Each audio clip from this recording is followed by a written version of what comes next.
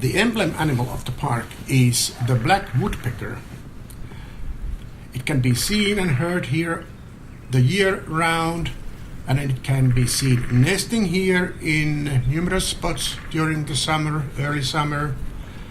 And I've seen them nesting right next to the parking area, and they get, usually what I've seen, they get 2 chicks.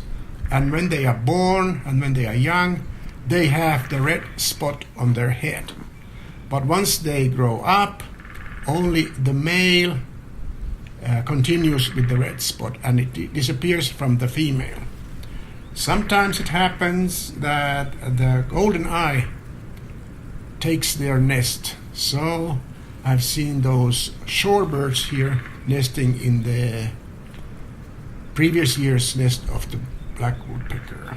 You can hear the calling voices, 3 different of the bird, all over the park, and with any good chance you can see them as well.